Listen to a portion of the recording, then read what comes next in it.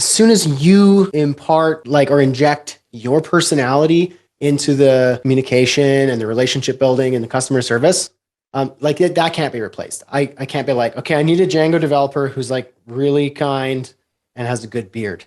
Like you can't find that. It's just not, you don't get to replace that. So it effectively makes you irreplaceable.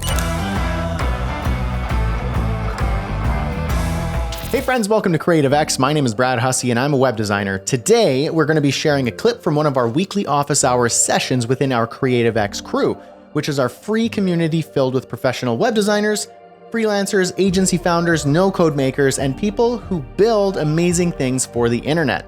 During these sessions, I answer questions, provide design feedback, talk positioning, branding, pricing, you name it. The crew is growing every single day and we have a ton of fun. And there is a special place with your name on it. So I want to invite you to join us in the Creative X crew, be a part of our family, and join us in these weekly office hours. It's free and the link is in the description down below. I'd love to see you on the inside. Now let's get into today's clip. That's a big thing that independent and solo freelancers, even more agency founders don't quite get, is like your customer service is super important and often overlooked, because a lot of the time the solo freelancer or consultant or kind of early stage kind of agency founder who's like hiring out work and maybe like subcontracting stuff, they know their thing. They're good at, their programming language or the tool that they use, or maybe their design skills or writing, whatever their craft is that they're selling, but they forget no, you're running a business and you essentially have a customer service department that lives within your communication to the client. And if you fail to do that, if you fail to communicate, if you fail to ease the client, if you fail to, help them understand what's happening, walk them through the process and really please them, then there's nothing remarkable about what you're doing. Maybe you're really good at your craft, but you're essentially distilling yourself down to a hired gun that can be replaced. If you're really good at Django, if you're really good at WordPress, if you're really good at building no-code sites in Editor X, if you're a great designer, and that's it, who cares? Just do a quick Google and I'll find somebody else better at their craft than you, because all you're giving me is your craft.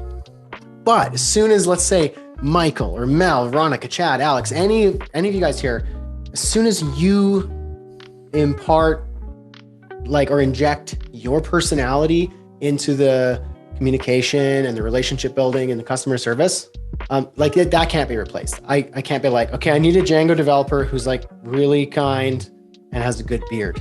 You can't find that. It's just not, you don't get to replace that. So it effectively makes you irreplaceable. And ham that up. It's a part of your brand. You're a business. You're not just a replaceable contractor. At least you shouldn't want to be. If you do want that extra work, if you do want people to remember you and to bring you with them in their new projects, in their new jobs, in their new roles, they're going to remember that you did good work, sure, but they're going to remember how you made them feel and how you communicated, maybe your enthusiasm or your personality or whatever it is. They're going to really remember that. And that's what they'll pass on. And to kind of end cap this, which is a great conversation, by the way, when you start getting into client work and you start getting new clients, and let's say you really over deliver, like Michael was saying, and let's say that person works at an agency.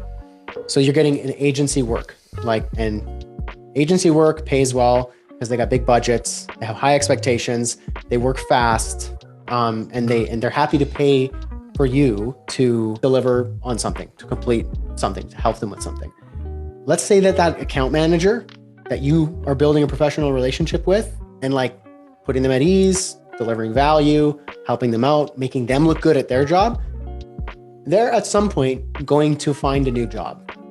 Maybe they quit, maybe they get a job somewhere else, maybe they go on mat leave, and then when they come back, they decide they want to go to this agency, but they're kind of always that person, their account manager, and they grow in that company, or maybe at a different company, maybe they level up, but they bring you, so long as you've made an impression, a good impression, they bring you with them.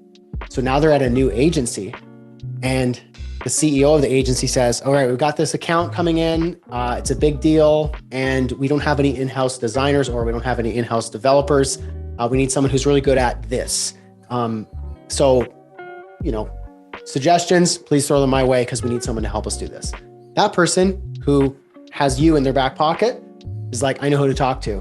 This is the person. And they don't even need to be interviewed. The CEO doesn't care to vet you for the most part, because you're like, okay, well, I hired you. I pay you big money. You know what you're doing. That person's good. Great. Let's make it happen. And I could speak from experience. I got my first agency gig through someone I worked with, and they moved to an agency. They were a respected designer in the agency, and the account managers and the higher ups got a new project, and they needed someone to build the websites that the designers would create. He was like, yep, talk to Brad.